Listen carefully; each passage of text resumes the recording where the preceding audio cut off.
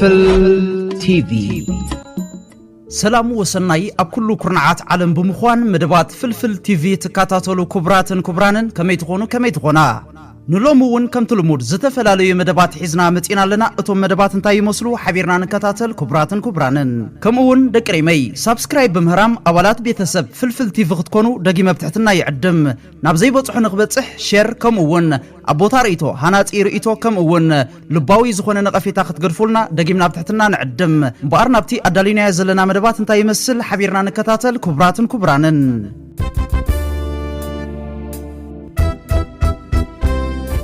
ቀዲመ ብዘለው ሓጸርቲ መደባት ክጅምር ለገሰ ዜናዊ ኣብ 2006 ብኩሉ መዳያዊ ደገፍ ኣሜሪካ ንኣልሸባብ ንምድምሳስ ብዝብል ጉልባብ በወራር ናብ ሞቃዲሾ ሶማል ምስ ኣተወ ካብ ኣስመራ ክሳብ መቃዲሾ ተዘርጊሑ ዝነበረ ናይ ሻዕብያ ናይ ጥፍኣት ኣጻብዕቲ ከም ዘይሰርሕ ጌርና ቆራሪጽናዮ ኢና ኣብ ኣስመራ ስጉኡ ዝወደ ዓስከሬን ናይ ሻዕብያ ጥራዩ ተሪፉ ዘሎ ክብል ኣብ ፓርላማ በብድዐ ተዛሪቡ ነይሩ እዚ ዘረባዚ ናይ መለስ ዘይተዋሐጠሎም አባላት ፓርላማ ግን እኔን እንኳን ይሄ የሚትሉት ነገር አምኜ ለመቀበል ይከብደኛል ኢሎም ኔሮም ተጋሩ ድማን መለስ ከድንቁወን ከለዎ መለስ እኮ ፍሉይ ሓንጎል እንይእዎ ምስ ሞተኮ ሱዛን ራይስ ወርልድ ክላስ ማይንድ ኢላ አድኒቃቱ ኔራ እረ ልገርም እኮ እዩ ለፖለቲካ መለስ ይጻወቶ ካብ ካልእ ፕላኔት ለመጸሰብ እኮ እዩ ቴንስ ላ ተጻወቶ እኮ እዩ መጽሐፍ ዘንብብ ኣብ ግዜ ቃልስኮ ታንኪ ተደግፊ መጽሐፍ ለልብብ ለነበረ أزنيديو بحقي أوباما مفتيه انتس انتلو لما ملسي تليفون لدول ودعي تخي انحي الناس قالوا نسمعينا أمريكا كل ملس لاب شاينا تسقع مبال متجمرة بوجر عرر كانسر ناير إساءات حيزم قتلهم مو أراهم ود زينا وبسرو أب على ما يتفترن مفتيه حساب لا إسرائيل فلسطين كو أب إيد ملسي للو إذا تقلال لا لاقتي CIA ናይ መለስ ሓንጎል ኣብ ላቦራቶሪ ከነቆም ጣሃቡና ኢሎም ጠይቆም ለው ይብሉ ነይሮም መንደላይ ግን ኣብታ ነዋሕ መንገዲ ይራኸበና ዳኣበለ ኤርትራውነተይ ሓበነይ ናብ ካልእ መደብ ከብለኩም ደጊመ ሰናይ ምክትታል ቆሜ ዝገብር ተዓመል ኩላ ፈቐራ ንፈቐራኩም ትኾን ጌርያ በላይ ፈቐራ ኣልማዝ ፈቐራ إذا صعوت فقرة صعدة فقراتات ما يدبنا ملكت زي بلو فقرة بريزيدنت إسياس أفوركي كابدك أسنايو أبارابيرونا سعوداوي تنتاني بوليتيكا محمد القحطاني امريدي ميديا أب أدن تي في قريبوس تزاربو قتل الفاشر في رقبة محمد بن زايد قتل ليبيا من خليفة حفتر وابنه صدام في رقبة محمد بن زايد صومالي لاند انفصالها نعلم صومالي لاند هناك مشكلة بين الصومال الإيطالي والصومال الإنجليزي الذي هو صومالي لاند الصومال الفرنسي صار دولة مستقلة جيبوتي خير من عرف مشاكل الإمارات الرئيس الإريتري أساس أفورقي أتوا بموانئ دبي وموانئ أبو ظبي يودون أن يصنعوا عنده أمورا عندما قال لهم ابنوا بنوا وانتهوا وعندما رأى سلوكا غريبا قال اخرجوا غير مسوف عليكم بلا رجعة وذهب إلى المملكة وقابل الأمير محمد بن سلمان ولي العهد رئيس مجلس الوزراء وقال دولة صغيرة تعبت في المنطقة لقد أتى فخامة الرئيس أساس أفورقي وبلغ في محمد بن زايد أنه لديه سلوك لا يتوافق مع المنطقة يا سيدي الجامعة العربية بها 22 دولة عربية إريتريا بعض الدول التي ليست عربية ولكنها على البحر الأحمر أو في القلة الأفريقي تأتي دول مراكبة بمعنى تحضر معنا لأن لديها هموم البحر على اعتبار الجغرافيا لذلك إمارات تقبرو زنبرت أشبرو بزقب أردي إنايو مرح إرترا بريزيدنت إسياس أفورقي كابدك أسنا أبرابيرونا زي سعوداوي تنتاني بوليتيكا محمد القحطاني أب 2015 بمدار شامبيون عالم تبايلو تشليمو زنبريو سودان مس باكستان نحرنت بحمشت بليون عدقي وتهدراو أطوار كتقبر أبجاف بتيحا باكستان بقلاينت سعود عرب من السودان نحرنت بحمشت بليون دولار ناي أطوار سمع مودات درجة خمزلا رويترس حبيرو ازرم مع 10 كي شمونته قللت متقعت نفرتي لعلى كلتميتي مكانايز درونات سرعة مكلغال اير اصلت انتي سوبر موشاخين جيف 10 شوعات زتقالليو እዚ ከምዚሉ እንዳሃለውን ዳዕመል ሰሪዕ ካብ መሬት ሱዳን ተቕሊሉ ዝጠፍኣሉ ግዜ ኣኺሉ ኣሎ መራሒ ሱዳን ጀነራል ዓብዱል ብርሃን አልፈታህ Greet you, our people of Imbada, as the Sheikh said, and this region is perhaps one of the areas that has suffered and been most harmed by the presence of the rebels. And anyone, God willing, who has a right and has a grievance or pain caused by these people, we will take care of it and get them their rights, God willing. God is the greatest. God is the greatest. This enemy, there is no one in Sudan they haven't troubled. There is no one they haven't harmed. There is no one they haven't hurt. There is no one to whom they haven't done some vile act. And we in the army and the entire Sudanese people, praise be to God, are standing with us and fighting alongside us. That is why we promise you and we promise the Sudanese people that victory and the elimination of these rebels is very near. God is the greatest. God is the greatest. May God help you. May God ease the affairs of the believers and ease all of our affairs. And may he provide us with those ሰራዊት ሕሞቲ ካብ መሬት ሱዳን ተቕሊሉ ዝጠፍኣሉ እዋን ተቃሪቡ ኣሎ ክብል ኣቦ ወንበር ባይቶ ልኡላዊት ሱዳን ጀነራል ዓብደልፈታሕ አልቡርሃን ሕጂ ኣማሲዩ ድሕሪ ሰላት ዓርቢ ኣብ ዝሃቦ መግለጺ ሓቢሩ ጀነራል አልቡርሃን ኣብቲ ኣብ ከተማ ኦምባዳ ኣብ ዝርከብ መስጊድ ተረኺቡ ዝሃቦ መግለጺ ጸላኢ ኣብ ዳርፉር ኣብ ሓደ ጸቢብ ቦታ ዓሪዱ ከም ዘሎን በዚ እንካይዶ ዘለና ዝተዋሃደ መጥቃዕቲ ኣብ ቀረባ መጻኢ ከነቃብጾ የመደብና ክብል ብዝርዝር አብርሂዩ እዚ ከምዚሉ እንዳሃለውን ሰራዊት ሱዳን ስትራቴጂካዊ ቦታታት ዳርፉር ተቋጻጺሩ ኣሎ ሓይልታት ጥሙር መንግስቲ ሱዳን ኣብ ልዕሊ ምልሻ ዳዕመል ሰሪዕ ዝጀመርዎ መጠነ ሰፊሕ መጥቃዕቲ ብምቕጻል ካብ ሙሉእ ዞባ ኩርድፋን ካልእ ዞባታት እታ ሃገርን ጸራሪጎም ናብ ዳርፉር ይእክብዎ ከም ዘለዉ ተገሊጹ መራሕቲ ብሕቡራት ኢማራት ዓረብ ዝድገፍ ናይ ደቡብ መሰጋገሪ ቤት ምኽሪ STC ዝኾነ ዓዳሩስ አልዙበይዲ ካብ የመን ከም ዝሃደመ እቲ ብስዑድ ዓረብ ዝምራሕ ዓረባዊ ጥምረት ኣፍሊጡ አልዙበይዲ በባሕሪ አቢሉ ናብ ሶማሊላንድ ድሕሪ ምእታው ናብ ሕቡራት ኢማራት ዓረብ ማዕርፎ ነፈርቲ ወተሃደራዊ ማዓስከር አሪፍ ከም ዝኣተወ ተረጋጊጹ ኣሎ እዚ ፍጻመ እዚ እቲ ብስዑዲ ዝድገፍ መንግስቲ የመን አልዙበይዲ ብኽድዓት ከሲሱ ካብ ስልጣኑ ድሕሪ ምስጓጉን ኣብ መንጎ ስዑድ ዓረብን ሕቡራት ኢማራት ዓረብን ዘሎ ምስሓሓብ እንዳገደደ ኣብ ዝኸደሉ ዘሎ እዋን ዝተፈጸመ እዩ እዚ ከምዚሉ እንዳሃለውን መንግስቲ ፌደራል ሶማል ክላአየሩ ንሕቡራት ኢማራት ዓረብ ዓጽዩ መንግስቲ ፌደራል ሶማሊያ ብሕቡራት ኢማራት ዓረብ ዝንቀሳቐሳ ወተሃደራውያን ይኹና ናይ ጽዕነት ነፈርቲ ናብ ክላአየራ ንኸይኣትዋ ከም ዝኸልከለት ነቲ ውሳነ ዝፈልጡ ምንጭታት ሓቢሮም እቶም ምንጭታት ከም ዝሓበርዎ መንግስቲ ሶማል ብዛዕባ እቲ እገዳ ንኢማራት ዓረብ ብወግዒ ኣፍሊጡሎ ድሕርቲ ምራሒ ቤት ምኽሪ መሰጋገሪ ደቡባዊ የመን ትማል ረቡዕ ብወተሃደራዊት ነፋሪት ኢማራት ንመቃድሾ ከም ዝተሳገረ ዝገልጽ ጸብጻባት እዩ እዚ ከምዚሉ እንዳሃለውን መራሕቲ እቲ ብሕብረት ኢማራት ዓረብ ዝድገፍ ናይ ደቡብ መሰጋገሪ ቤት ምኽሪ STC ክፈርስ ተሰማሚዖም ን9 ዓመት ዝኣክል ኢማራት ዓረብ ንቤት ምኽሪ መሰጋገሪ ብገንዘብ እንዳመወለትን እንዳደገፈትን ንጉዳይ ደቡብ የመን ናብ ካልእ ኣንፈት ክትሰዶ ምጽንሑ ይዝከር ቀጺለውን ናብዛ ትስዕብ መደብ ከብለኩም ኢማራት ኣብ የማናይ ኢዳያ ተቆሪጻ ግብፅን ስዑድ ዓረብን ደቂሶም እዮም ነይሮም ፕሬዝደንት ኢሳያስ አፈወርቂ ካብ ድቃሶም ኣበራቢርዎም እንታይ ትገብሩ ኣለኹም ተባራበሩ ኣብ ከበባ ኣትይኹም ኣለኹም ምስ በሎም እዮም ኣብ ሶሙን ዘይምልእ ስዑድ ዓረብ ንኢማራት የማናይ ኢዳ ክቆርጽዋ ዝጀመሩ ገለ ካብ ተንተንቲ ፖለቲከኛታት ኢትዮጵያ ዝበልዎ እውን ናባኹም ከብሎ የሁሉ የተቀነባበረ ነው አየህ የሚገርም ይህን ሁሉ እሷ ስታደርግ ግብፅንም ከበባ ስታስገባ ሱዳንንም እንደዛ ስታደርግ የግብፅም ሆነ የሳውዲ አመራሮች ተኝተው ነበር የሚገርመው ነገሩን ገብቷቸው በጣም በጥናት እንትን ያሉ የኤርትራ ፕሬዝዳንት ነበሩ ፕሬዝዳንት ኢሳያስ መጨረሻ ላይ ሄዶ እሳቸው ለግብፅም ለሳውዲዎቹ ተኝታቸዋል ከበባ ላይ ነው ያላችሁ ቀጠናው አደገኛ ላይ ነው ያለው ብሎ ካስረዳቸው በኋላ በሳምንቱ ነው የኢሚሬት የሳውዲ አረቢያ ጦር ኤርፎርስ እና ምናምን የኢሚሬትን እጅ ቆረጠው ስለዚህ ኢሚሬት ካሁን ወዲያ ቀይ ባህር ላይ ማትመጣም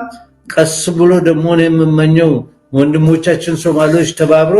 ከዛ ካባረሯት እንደተለመደው በሰፈራው ዛው ትቆያለች ይችላል ለሞላው ኢትዮጵያኖችም ይሄንን ጉዳይ እንዲከታተሉ ፈልጋለሁ ምናልባት የነጻነታችን ቀን ይቀርባል እላለሁ እዚ ዘለናዮ መድረኽ ዩኤን ዝተባሃለ አህጉራዊ ትካል ብግብሪ ከም ዝለመሰ ዘረጋግጽናሉ እዩ ዩኤን ነቲ ልሙድ ምስለ ህዝባዊ ርክባት halkiሉ ዘውጽኦ መግለጹን ዝገደፈዩ ዝመስል ዩኤን ባይቶ ጸጥታ ሴክሪቲ ካውንሲል ዝብል ንሓሙሽተ ሃገራት ጥራይ ናይ ቬቶ ፓወር ሓለፋ መሰል ዝህብ አገባብ አሰራርሓ ክሳብ ዘየወገደ ትርጉም አልቦ ልሙስ ውድብ እንዳኾነ እዩ ክቕጽል አሜሪካ ዘይደለየቶ ንዘለዋ ቬቶ ፓወር ተጠቂማ ውድቕ ትገብሮ ሩሲያን ቻይናን ዘይደለዮ እማመ ሓሳብ ንዘለዎ ናይ ቬቶ ፓወር ተጠቂመን ውድቕ ይገብርኦ እንግሊዝን ፈረንሳን ድማ ብሳምቦ ናይ አሜሪካ ዘስተንፍሳ ማሐዮ ናይ አሜሪካየን አሜሪካ ዝደገፈቶ ይድግፋ አሜሪካ ጸላአቶ ይጸልአ እሞሲ እቲን አህጉራዊ ሰላምን ጸጥታን ንምውሓስ ተባሂሉ ኣብ 1945 ዝቆመ ዩኤን ካብ ናይ ገዛውቲ ናይ ዕቁብ ማሕበር ዘይሓይሽ ልሙስ ውድብ ኮይኑ ይቕጽል ኣሎ ምንጪ ናቕፋ ፕረስ ካብዚ ብምቕጻሉን ናብ ዘሎ እዋናዊ ሓበሬታ ከብለኩም ፕሬዚደንት ትራምፕ ቬኔዙዌላ ክትተሓባበር ስለ ዝጀመረት ተወጢኑ ዝነበረ ካልኣይ ዙርያ መጥቃዕቲ ተሰሪዩ ዝኽብል ኣብ ትሩዝ ሶሻል ሓቢሩ ቬኔዙዌላ ከም ምልክት ሰላም ምድላይ ብብዝሒ እስራት ፖለቲካ ትፈትሓላ እዚ ኸ ኣገዳስን ምልክት ብልሕን እዩ ዝበለ ትራምፕ ምስ ሓድሽ መሪሕነት እታ ሃገር ዝቃዶ ይመስል ኣሎ ሰነት አሜሪካ ትማሊ ብዘይ ፍቃድ ባይቶ እቲ ፕሬዚደንት ዝያዳ በይናዊ መጥቃዕቲ ከይፍጽም ዝኽልክል ውሳኔ ብዓብላሊ ድምፂ ትማሊ ሐሙስ ኣሕሊፋ ምንባራ ይዝከር ነዚ ስዒቡ እውን ዝተፈላለዩ ርእይቶታት ይመጽእ ኣሎ ሃገራት ጥምረት ሳሕል አሜሪካ ኣብ ቬኔዙዌላ ዝወሰረቶ ወተሃደራዊ ስጉምቲ ኮኒነን ጥምረት ሳሕል ኣብዚ ቀረባ እዋን አሜሪካ ኣብ ልዕሊ ቬኔዙዌላ ዝወሰረቶ ወተሃደራዊ ስጉምቲ ዘይሕጋዊ ወራር ምጥሓስ አህጉራዊ ሕግን ክብላ ገሊፀን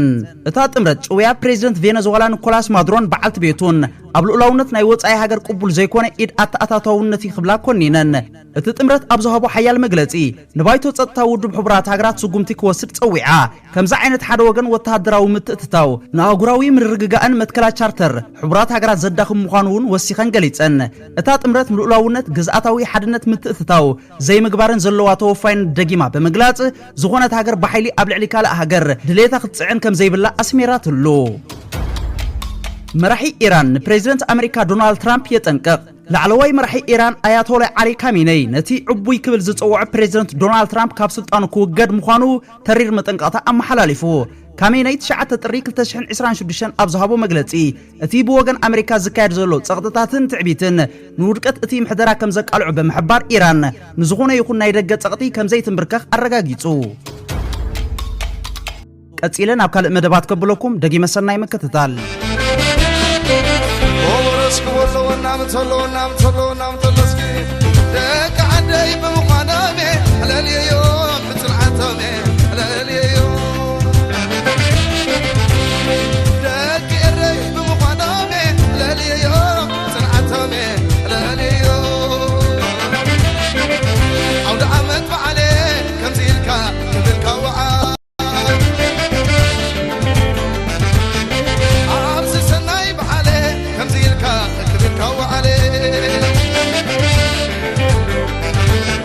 عود عمل بعالي كم زي الكا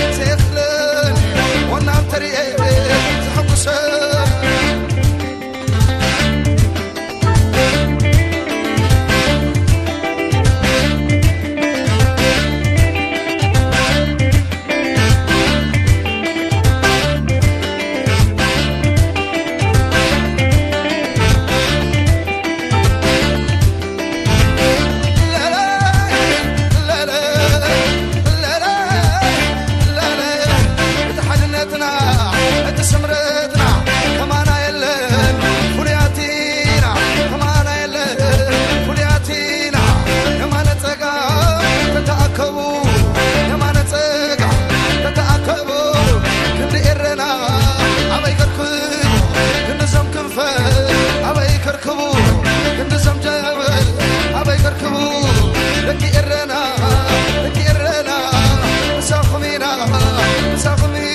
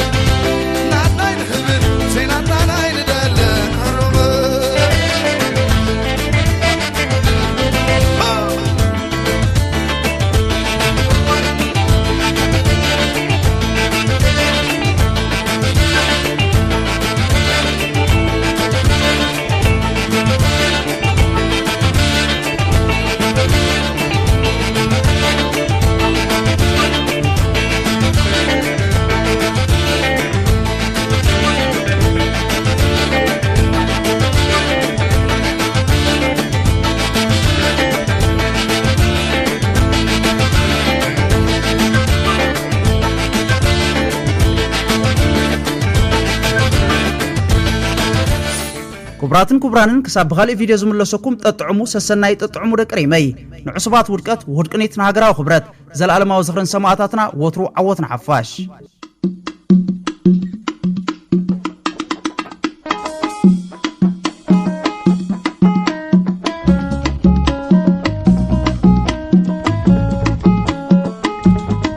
فلفل تي في